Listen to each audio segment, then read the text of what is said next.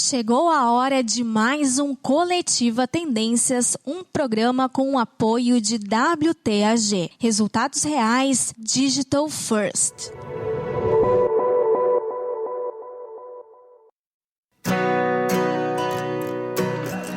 Coletiva Tendências. Olá, sejam bem-vindos a mais um Coletiva Tendências, podcast coletiva.net que traz as tendências das áreas de comunicação e do marketing. Aqui é a Patrícia Lapuente e neste episódio vou conversar sobre a ascensão do endomarketing com Carlos Palhares, conhecido no mercado como Paulista. Ele é publicitário com MBA em marketing, além de ser o fundador e CEO do Guru do Endomarketing, uma empresa de treinamento e consultoria em endomarketing e comunicação interna. Lembrando sempre que este podcast tem edição e pós-produção da Padrim Conteúdo e que vocês podem acessar as redes do selo Tendências pelo @Revista Tendências, assim como as redes sociais de coletiva.net. Estamos no Facebook e no Instagram com conteúdos bem bacanas. Não deixem de conferir. Este podcast tem o apoio de WTAG, Resultados Reais Digital First. Paulista, tudo bem? Muito bom te ter aqui conosco. Olá, Patrícia, tudo bem? Eu que agradeço aí pela lembrança, pelo convite, né? Vai ser um prazer enorme aí estar dividindo essa minha jornada junto com você e os seus ouvintes. Coisa boa. Antes da gente começar, então, eu vou pedir para te apresentar um pouco, falar um pouquinho sobre a tua trajetória, antes da gente ingressar na nossa temática de hoje. Certo. Meu nome é Carlos Eduardo Palhares André, mas quase ninguém me chama assim no mercado, né? Como você já falou, como eu nasci em São Paulo, eu acabei vindo morar no Sul juntamente com os meus pais e os meus irmãos, isso lá em 1998. E aí de lá para cá, em função da minha origem, acabei criando esse nome, né, praticamente entre os colegas de colégio, colegas de faculdade e depois mercado. E aí ficou muito difícil dissociar, então tem muita gente que sequer sabe o meu nome, me chama efetivamente pelo meu apelido mesmo, né? Eu trabalho com Endomart há 20 anos aí. Eu fui, na verdade, o primeiro funcionário a ser chamado para trabalhar na Happy House, quando a Happy House estava sendo montada pela Analisa. A sede não estava pronta ainda, a gente fez essa entrevista fora da sede lá por maio, mais ou menos, de 2000, e a sede foi ser inaugurada, então, em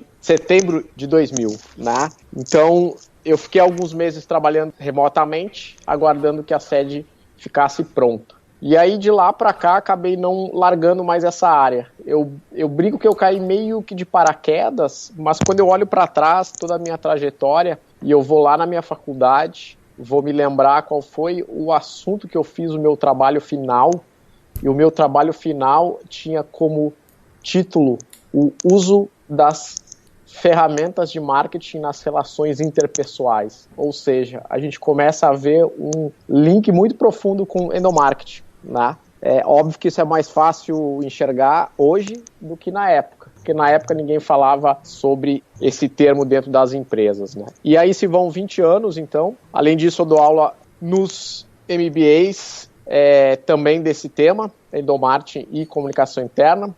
Como eu acabei sendo aluno de MBA da Escola Superior de Propaganda e Marketing, em 2004 eu acabei sendo chamado para dar aula, dei um ano aula na graduação, e aí então em 2007 eu acabo voltando para ministrar esses dois temas na pós-graduação. E aí junto essas minhas duas paixões, né, a parte prática, vivência mesmo de agência, fazer planejamento e desenvolver projetos, enfim, juntamente com essa parte acadêmica, que foi o que me levou, na verdade, a montar e ser CEO, então, do Guru do Endomarketing, né? Juntar essas minhas duas paixões, obviamente enxergando que existe campo aí para que eu faça essa transferência de conhecimento cada vez mais profunda que eu já vinha exercendo em sala de aula. Então, é mais ou menos isso, Patrícia. Tá certo, então. Bom, antes da gente tentar entender o porquê do endomarketing estar em ascensão, eu quero te perguntar, afinal, o que é o endomarketing para quem não sabe e qual é a diferença entre ele e a comunicação interna? Bom, endomarketing obviamente, ao longo da trajetória desse termo, né, ele foi criado, esse termo, lá na década de 70, tá? Por um teórico brasileiro chamado Saul Becken. E o Saul conta que ele, quando trabalhava na área de marketing da Johnson & Johnson, em determinado momento, um colega chegou atrasado numa reunião que eles realizavam com uma certa frequência. E esse colega chegou falando, então, alguns termos vinculados à medicina, né? Que a culpa, na verdade, tinha sido do endovenoso, da endoscopia e assim sucessivamente. E o Saul, ele pegou esse gancho e disse para esse colega, então, sentar, né? Para que eles dessem andamento à reunião. E ele fez essa brincadeira. Vamos dar sequência à reunião de endomarketing. E como essa reunião se realizava com muita frequência, logo aquele time que se reunia começou a usar essa terminologia. Saul, como era um cara de marketing, acabou levando esse conhecimento e esse entendimento de que existia um cliente que deveria ser tratado como número 1, que é o cliente interno das empresas. Lá em 1995, quando ele pega essa terminologia e ele vai registrar ela, ele acaba então tendo esse conhecimento que endomarketing nada mais era do que o uso das ferramentas de marketing voltada para o público interno das organizações. Obviamente o mundo evoluiu, as empresas evoluíram e hoje endomarketing está muito mais vinculado a estratégias que possam engajar os colaboradores nos desafios que eles têm no dia a dia juntamente com as suas empresas. E aí já vem a grande diferença de comunicação interna, né? Comunicação interna está muito mais vinculado ao uso das informações que circulam dentro das empresas através dos veículos de comunicação interna existentes naquela empresa. Então, aí vai, né, e-mail, reuniões que são realizadas com frequência, intranet, redes sociais internas, murais eletrônicos, murais físicos, enfim. Então está muito mais vinculada a esses canais. Acreditas que há um crescimento realmente dessa área do endomarketing? E em caso positivo, por quê? Eu acredito que há. Acredito também que esse momento que a gente está vivendo de isolamento social forçado faz com que também ajude nesse crescimento. Ou seja, inclusive aquelas empresas que, entre aspas, não davam muita ênfase no endomarketing se viram obrigadas a entender que muitas delas estão com seus colaboradores trabalhando remotamente e precisam, então, manter um diálogo constante com esse colaborador, fazer de tudo para que esse colaborador entenda quais são os desafios diários da sua empresa, quais são as metas, quais são as decisões que a própria empresa está tomando frente a esse cenário. Se a gente já tinha algumas empresas se acordando para isso, né, isso efetivamente vai aumentar, sem sombra de dúvidas. É óbvio que naquelas grandes empresas isso já vem sendo trabalhado há muito tempo, principalmente naquelas empresas do ramo industrial, onde acabavam tendo um número muito grande de funcionários para gerenciar, para engajar, enfim. Nas indústrias era mais tradicional, já que se tinha processo para uma série de coisas, para que o andamento fluísse bem, né? Então, enxerga aí o endomarketing como essa ferramenta de gestão, auxiliando também esses próprios colaboradores. Mas eu acho que não vai parar, né? Eu acho que só vai crescer. A gente tem essa tendência de, neste momento, estar com um olhar voltado muito mais para o ser humano. Então, acho que junto com as transformações que a gente vai ver ainda em termos de mercado de trabalho, nas relações, tem gente que fala que provavelmente a gente vai ter modelos mais híbridos, onde alguns funcionários trabalhem alguns dias remotamente, outros funcionários em alguns dias vão então para sedes, enfim. Então, esse olhar para o elemento humano, ele está sendo essencial e eu acho que ele não vai parar. Com isso faz com que o endomarketing ganhe cada vez mais força. E como as grandes empresas e também multinacionais estão se reestruturando para a criação das áreas do endomarketing? Sabe que não tem uma receita de bolo, né, Patrícia? A gente tem desde aquelas empresas onde acabam criando estruturas de comunicação corporativa e o endomarketing acaba ficando junto delas. Tem aquelas empresas que o endomarketing está vinculado ao marketing, tem aquelas empresas que o endomarketing está vinculado ao RH, e aquelas que até é uma área isolada. Então, assim, não tem modelo certo e errado, tem o que é mais coerente para cada negócio, para para cada empresa. Inclusive, nas grandes empresas é muito comum, se você olhar para o andar, assim, ver que esta área já migrou de locais, né? Então, em determinado momento, estava vinculado ao marketing, né? Porque, de fato, precisa ter uma conexão muito grande com o modelo daquela empresa, com a essência daquela empresa. E como as empresas são grandes organismos vivos, né? Então, com o andar da carruagem, é normal que isso vá migrando de área, migrando de lado. Mas, de fato, assim, isso é menos relevante para nós da área, sabe? A gente acha que se a área de Endomarketing ela é bem vista, independe de onde ela vai estar. É óbvio que a área de RH, por exemplo, sempre vai ser um dos clientes principais da área de Endomarketing por uma razão muito específica, que é a área que efetivamente cuida de gente, né? Mas, além disso, independe de onde vai estar para que ela tenha sucesso. E falando em imagem e reputação, o quanto que o endomarketing contribui para isso, tanto externamente quanto internamente? Se a gente vai voltar alguns bons anos atrás, a gente sabe que as realidades eram, poxa, o que ocorria dentro de uma empresa, principalmente antes das redes sociais, ia levar muito tempo para vazar lá fora, né? Então, efetivamente, a gente pouco conhecia da cultura das empresas, a não ser que, de fato, a gente tivesse trabalhado naquela empresa. Hoje em dia, isso não tem como, né? A gente brinca que não existe praticamente limite mais do que é interno e do que é externo, né? Essas informações e essa construção de marca, essa construção de reputação, elas estão interconectadas e a gente não consegue mais separar. Olhando sobre essa lógica, não faz nenhum sentido a gente cuidar da nossa imagem de marca para fora se a gente não considerar que essa imagem precisa ser construída de dentro para fora. Porque não adianta eu atrair consumidores que estão cada vez mais querendo saber não só do meu produto, mas como é feito, se na minha cadeia existe uma série de valores que estão sendo considerados, ou seja, é muito difícil que hoje alguém decida, enquanto consumidor, comprar algum produto de uma empresa que foi afetada por algum trabalho escravo, infantil, enfim. Então não faz sentido a gente não olhar para dentro e não construir essa imagem de dentro para fora. Haja vista que de uns anos para cá a gente tem cada vez mais o uso e a busca da construção da marca enquanto empregadora. Ou seja, existem aqueles candidatos que ainda não trabalham na minha empresa, mas é relevante que a minha empresa também reverbere lá fora como é que é trabalhar aqui dentro, né? Para que eu lá na frente seja pelo menos considerado para esse candidato em ele vir somar o seu talento aqui, as suas habilidades. Efetivamente não faz sentido a gente separar. E aí, nesse ponto de vista, o endomarketing acaba sendo essencial.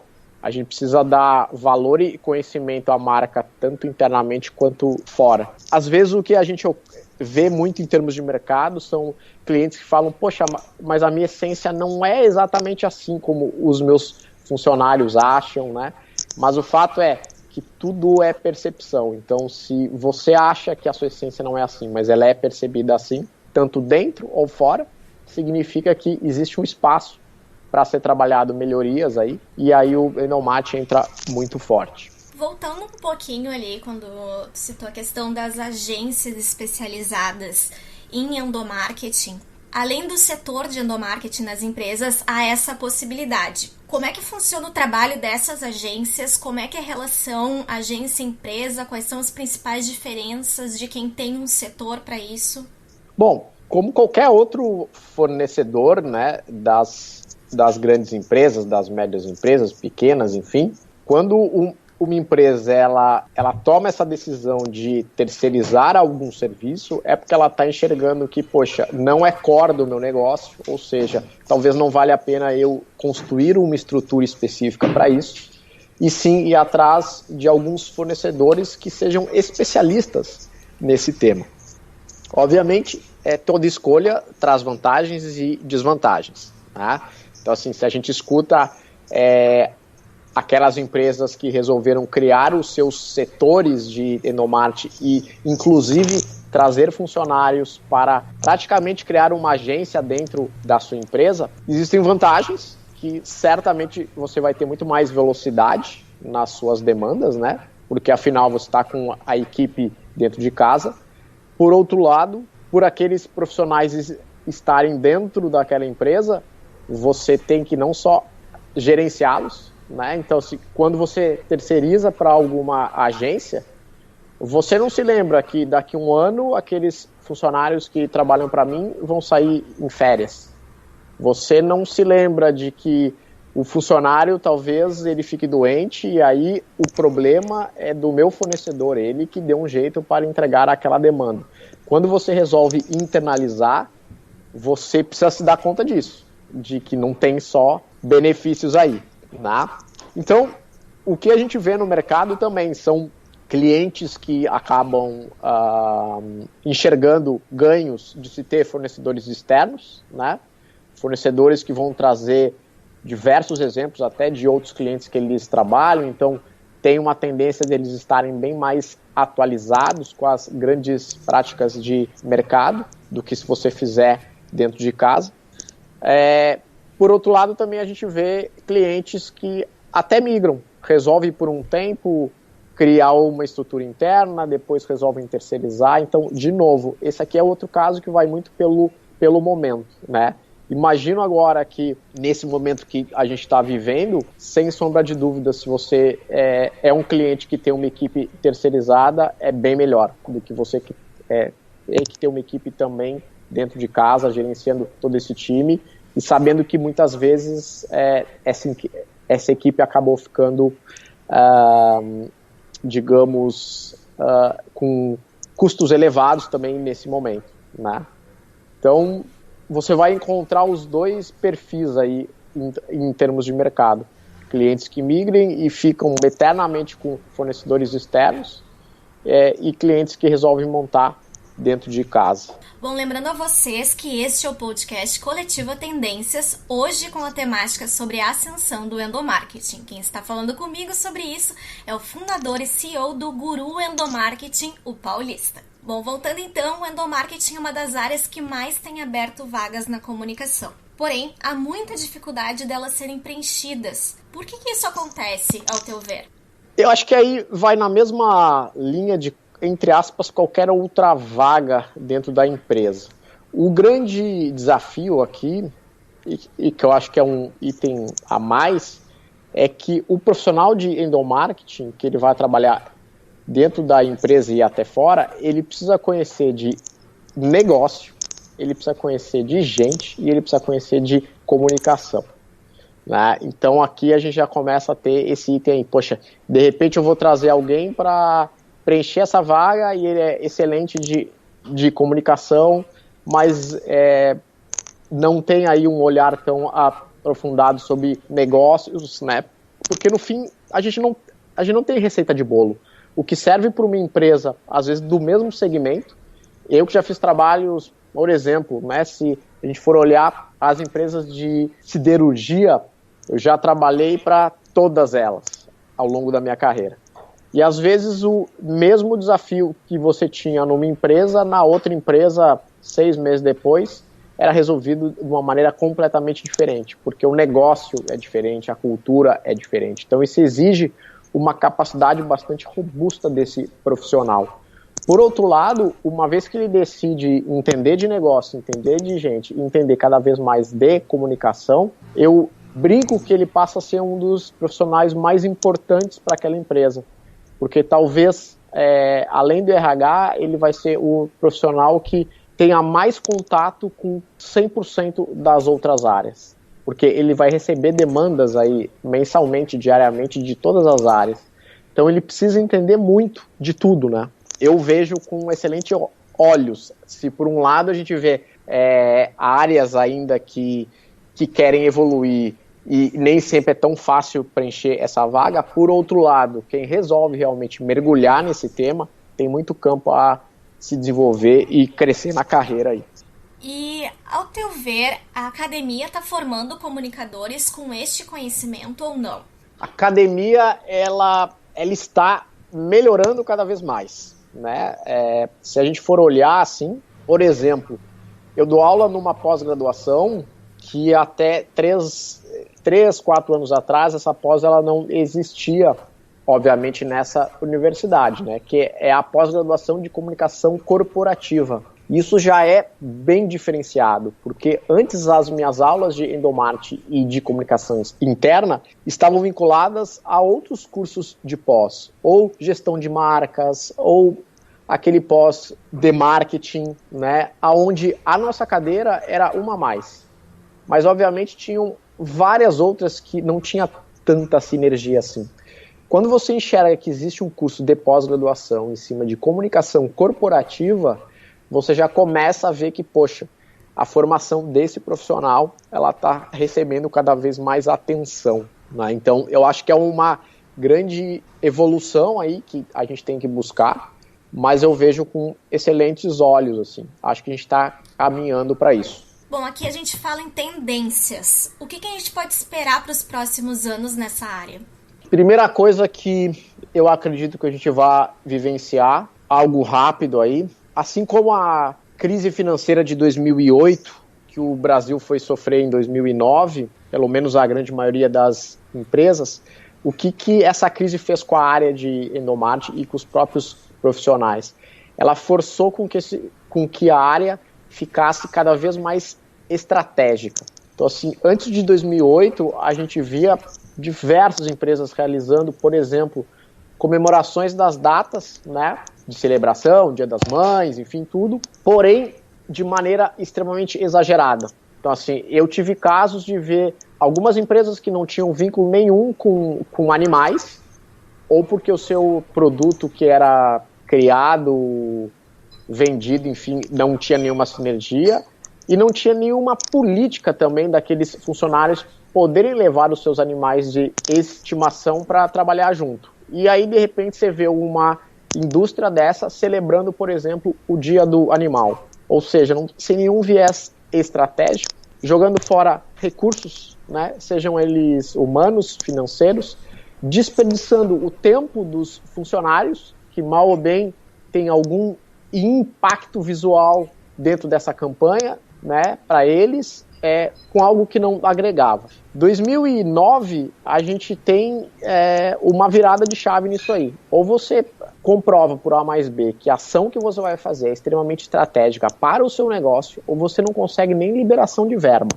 E isso eu conto porque eu acho que a gente está muito próximo da segunda virada, que é uma virada mais centrada no elemento humano. E eu acho que isso, até pelo próprio momento que a gente está vivendo de isolamento, vai ser acelerado. Então, assim, eu tenho essa tendência de achar que quando as empresas começarem a retomar, principalmente na parte de escritórios, onde tem muita gente trabalhando remoto, a gente vai ter uma exigência para olhar não só o profissional, mas que ali existe um ser humano, né? Então, o endomarketing vai ter que considerar isso. E isso eu acho que a gente vai ter ganhos aí de evolução em termos de engajamento, né? Mas isso eu estou falando a curto prazo, né? Assim que essa chave virar e, enfim, assim que a gente poder começar a retomar as próprias atividades. A médio e longo prazo, eu acho que, sem sombra de dúvidas, a gente vai ter uma evolução dos canais de comunicação interna ficando cada vez mais digitais, aonde a gente vai ter esse desafio, por um lado, que é como é que eu torno a minha comunicação e as minhas ações cada vez mais humanas, dentro de um ambiente cada vez mais digital. Por outro lado, a gente vai ter cada vez mais acesso a dados, né? Então, se a gente souber fazer bom uso disso, a gente vai ter dados de mensuração, que é um dos grandes calcanhares de Aquiles aí da nossa área, né? Muitas vezes a gente é cobrado por resultados e se a gente não fez todo o projeto redondinho, fica difícil de mensurar e aí acaba sendo, poxa, é a área lá da festinha, é a área do oba-oba, de uma ação legal, mas de resultado a gente não tem. Então, acho que esses dois pontos vão ser duas grandes tendências aí que a gente vai ter que ter. Pra gente encerrar, pra quem se interessou pelo assunto, pode indicar alguma referência? Pode ser um livro, uma série, um filme, artigo, podcast, canal do YouTube, enfim, alguma coisa que seja bacana do pessoal conferir. Primeiramente, quem não me segue no Guru do Endomarketing, então só acessar o meu Insta com esse nome, né, @Guru do Endomarketing.